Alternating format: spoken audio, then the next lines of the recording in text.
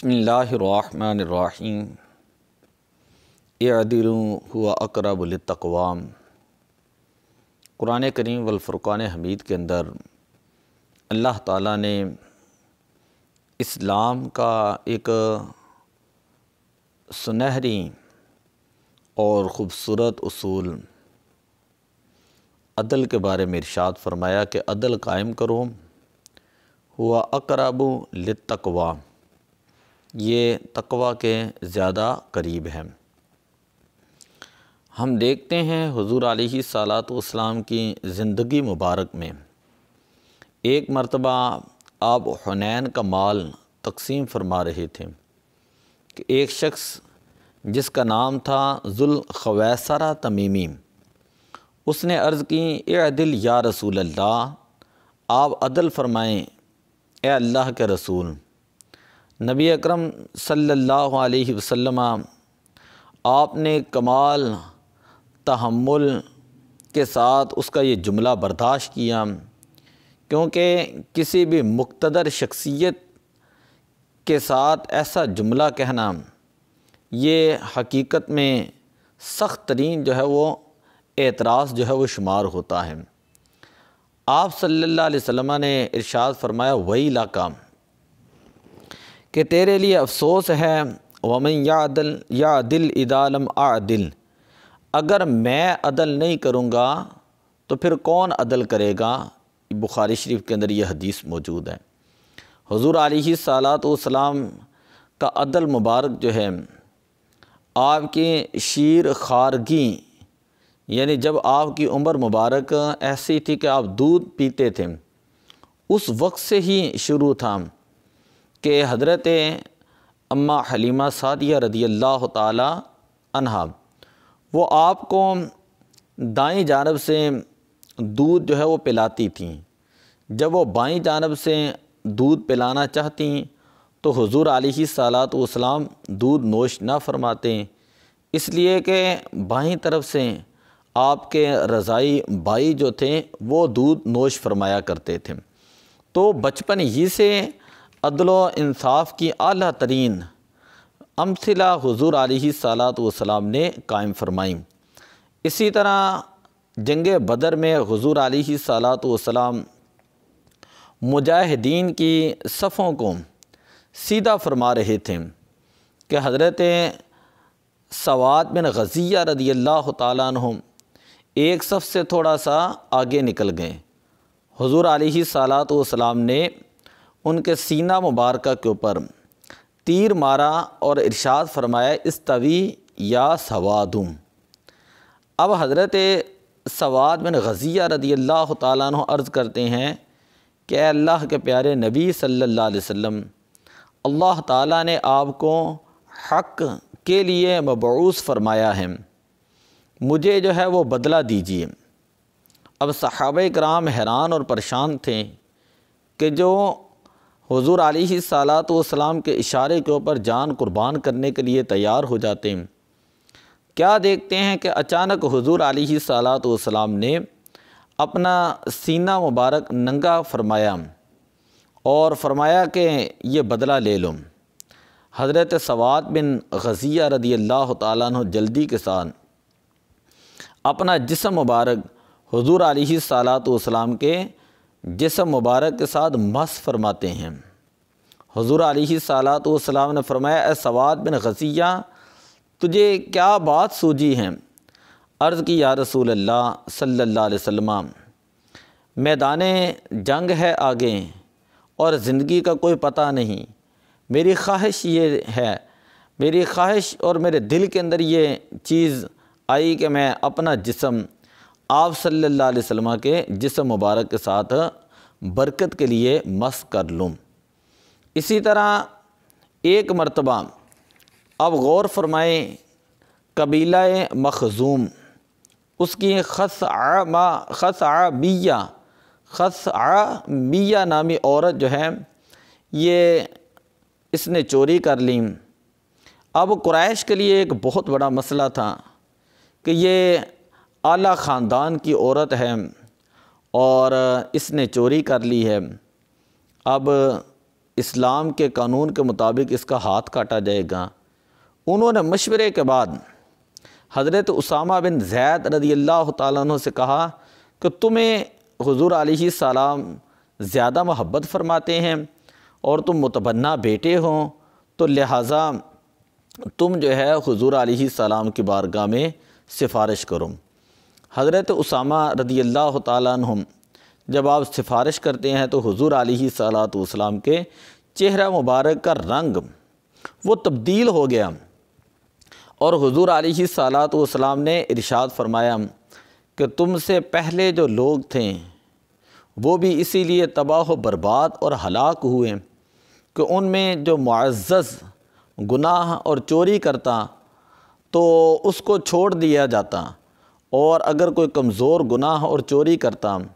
تو اس کے اوپر حد جو ہے وہ قائم کر دی جاتی۔ آپ صلی اللہ علیہ وسلم نے فرمایا واللہ نفس محمد بیدی، کہ اس رب کائنات کی قسم ہے جس کے قبضہ قدرت کے اندر میری جان ہے، اگر فاطمہ بنت محمد صلی اللہ علیہ وسلم، اگر میری بیٹی فاطمہ رضی اللہ تعالیٰ عنہ وہ بھی چوری کرتی تو میں ان کا بھی ہاتھ کاٹ دیتا۔ اور اس کے بعد حضور علیہ السلام نے اس عورت کے ہاتھ کو کاٹنے کا حکم ارشاد فرمایا۔ علامہ اقبال نے ان احادیث کو اور قرآن پاک کے سنہری اصولوں کا مطالعہ کیا تو اس نے ایک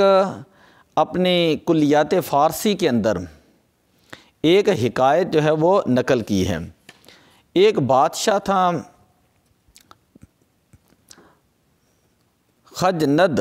خجند علاقے کا بادشاہ تھا، جو آج کل علاقہ ہے ترکستان، یہ جو تاجکستان ہے، مڈل ایسٹ جو ریاستیں ہیں روس سے آزاد ہوئی ہیں، وہاں پہ ترکستان جو ہے ایک ملک تھا۔ وہاں کا ایک بادشاہ تھا جس کا نام تھا سلطان مراد بادشاہ۔ مراد بادشاہ جو ہے اس نے اپنی محبت میں ایک خوبصورت جو ہے وہ مسجد بنائی۔ جب مسجد بنائی گئی اور وہ بادشاہ مسجد کو دیکھنے کے لیے آیا تو اسے جو ہے وہ مستری کا کام جو ہے وہ اتنا پسند نہ آیا۔ بادشاہ کا رنگ جو ہے وہ تبدیل ہو گیا اور اس نے خنجر کے ساتھ جو ہے مزدور کا ہاتھ، مستری کا ہاتھ کاٹ دیا۔ اب اس کی کلائی سے جو ہے وہ خون بہہ رہا تھا اور وہ رو رہا تھا۔ جوئے خون از ساعت معمار رفت، پیش قاضی ناتواں و زار رفت، اور وہاں پر جا کر جو ہے اس نے قاضی کے پاس گیا اور قاضی کے پاس جا کر سارا معاملہ سنایا اور کہنے لگا گفت اے پیغام حق گفتارے تم، حفظ آئین محمد کارے تم، کہ میں تو جو ہے وہ تجھ سے صرف اور صرف حضور علیہ السلام کی جو شریعت مطہرہ ہے اس کے مطابق جو ہے وہ تجھ سے جو ہے وہ فیصلہ چاہتا ہوں، اور تیرا کام ہی شریعت محمدی صلی اللہ علیہ وسلم کی حفاظت ہے۔ مجھے بادشاہوں کے رعب اور دبدبہ جو ہیں وہ میں کبھی اس سے مرعوب نہیں ہوا اور میں ان کا کبھی غلام نہیں بنا، مجھے اس کی کوئی پرواہ نہیں، مجھے صرف قرآن کا حکم اور قرآن کا فیصلہ چاہیے۔ اب جب اس وقت قاضی نے اس مستری کی بات کو سنا تو قاضی خود جو ہے وہ بڑا حیران تھا، اور جب بادشاہ کو یہ پتہ چلا کہ اس مستری نے قرآن کے مطابق فیصلہ چاہا ہے تو رنگ شاہ اد ہیبت قرآن پرید، پیش قاضی چوں خطا کاراں رسید، بادشاہ کا رنگ اڑ گیا اور وہ ایک مجرم کی حیثیت سے عدالت کے اندر جو ہے وہ پیش ہوا، اور شرمندگی اس کی آنکھوں سے جو ہے وہ ٹپک رہی تھی، اس کا سارا جسم جو ہے وہ کانپ رہا تھا اور لرز رہا تھا۔ اب اس کے بعد گفت قاضی فی القصاص آمد حیات، جب بادشاہ نے یہ کہا کہ واقعی ہی مجھ سے غلطی ہوئی ہے، میں اس بات کے اوپر بڑا شرمندہ ہوں، تو گفت قاضی نے کہا کہ فی القصاص آمد حیات، یہ بات تو چلو ٹھیک ہے لیکن اللہ کا قرآن یہ کہتا ہے کہ قصاص ہے اور قصاص ہی کے اندر زندگی ہے، اور عبد مسلم کم تر احرار نیست، کم تر از احرار نیست، کہ ایک غلام جو ہے اس کا معاملہ آزاد سے کم تر نہیں ہے، خون شاہ رنگین تر از معمار نیست، کہ جیسا خون تیری رگوں کے اندر ہے ویسا ہی خون ایک مزدور اور مستری کی رگوں کے اندر بھی موجود ہے، تمام اسلام کے اندر جو ہے وہ ہر چیز برابر ہیں۔ چوں مراد این آیا محکم شنید، جس وقت مراد بادشاہ نے اعدلوا هو اقرب للتقوی اس آیا مبارکہ کو سنا، دست خیش اد آستین بیرون کشید، تو اسی وقت اس نے اپنا ہاتھ جو ہے اپنی آستین سے باہر نکالا، مدعیرہ تابع خاموشی نہ ماند، آیا بالعدل والاحسان خاند، اب جو مستری تھا اس کو پتہ چل گیا کہ میں کامیاب ہو چکا ہوں، اور اس نے ان اللہ یأمر بالعدل والاحسان کی آیا مبارکہ پڑھی، وہ گفت اور کہنے لگا از بہر خدا بخشیدمش، کہ اللہ تعالیٰ کی رضا کے لیے میں نے اس کو جو ہے وہ معاف کر دیا، اس کو بخش دیا ہے، از برائے مصطفیٰ بخشیدمش، اور حضور علیہ الصلاۃ والسلام جو ہے ان کی ذات پاک کے لیے میں نے اس کو جو ہے وہ معاف کر دیا۔ تو پیش قرآن بندہ و مولا یکے است۔ اب اقبال اس کے بعد یہ کہتا ہے کہ آپ نے دیکھا کہ کس طرح ایک چھوٹی سی چونٹی ہے، مزدور ہے،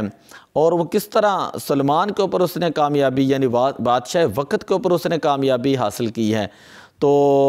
سطوت آئین پیغمبر نگر، اور تم نے دیکھا کہ اللہ کا جو قانون ہے اس کی کتنی حفاظت کی جاتی تھی، جب اس کو اپلیمنٹیشن کیا جاتا، جب اس کو اپلائی کیا جاتا، جب اس کو نافذ کیا جاتا،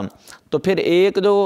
کمزور ترین آدمی بھی کیوں نہ ہو اس کو بھی جب انصاف ملتا ہے تو پھر ایسے ہی ہوتا ہے کہ چونٹی جو ہے وہ وقت کے بادشاہ کے اوپر کامیابی پا لیتی ہیں۔ پیش قرآن بندہ و مولا یکے است، قرآن پاک کے سامنے قرآن پاک کی تعلیمات کی روح سے غلام اور آقا جو ہے یہ دونوں برابر ہیں۔ بوریا و مسند زیبا دیبا یکے است، کہ چٹائی پر بیٹھنے والا درویش ہوں یا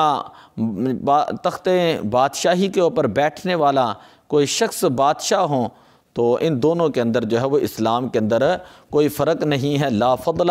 لعربی علی عجمی ولا لعجمی علی عربی الا بالتقوی، کہ اللہ کی بارگاہ میں نہ کسی عربی کو اجمی کے اوپر، نہ اجمی کو عربی کے اوپر، ولا لاسود علی احمر ولا لاحمر علی اسود، کالے کو گورے، گورے کو کالے کے اوپر کوئی فضیلت نہیں۔ اگر اللہ کی بارگاہ میں کوئی عزت، مقام اور مرتبہ ہے، ان اکرمکم عند اللہ اتقاکم، وہی بندہ معزز ہے جو تم میں سے سب سے زیادہ متقی اور پرہیزگار ہے۔ اگر آج بھی ہمارے ہاں عدالتوں کے اندر اسلامی قوانین کو نافذ کر دیا جائیں اور اسلام کے مطابق جو ہے وہ فیصلے کر دیے جائیں، اور ہر چیز کو میرٹ کے اوپر لیا جائیں، اور قرآن و سنت کے مطابق جو ہے وہ لوگ جو ہے وہ فیصلہ کرنا شروع کر دیں، تو وہ وقت دور نہیں کہ جب ہر طرف جو ہے ہر شخص وہ پریشانی کے اندر مبتلا نہیں ہوگا بلکہ وہ خوشحال نظر آئے گا، اس لیے کہ انصاف اس کے گھر تک پہنچ رہا ہے۔ لیکن آج ظلم کی انتہا ہے کہ جج جو ہیں وہ بک رہے ہیں، اور انصاف جو ہے یہ بڑے بڑے امراء، وزراء، ان کے گھروں کی جو ہے وہ ایک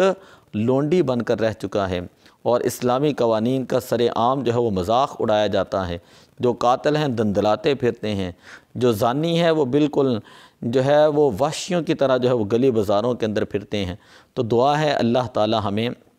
ہمارے ملک کے اندر اسلامی نظام جو ہے اس کا نفاذ فرمائے، اور نیک اور عادل حکمران ہمیں عطا فرمائے۔ الصلاۃ والسلام علیک یا رسول اللہ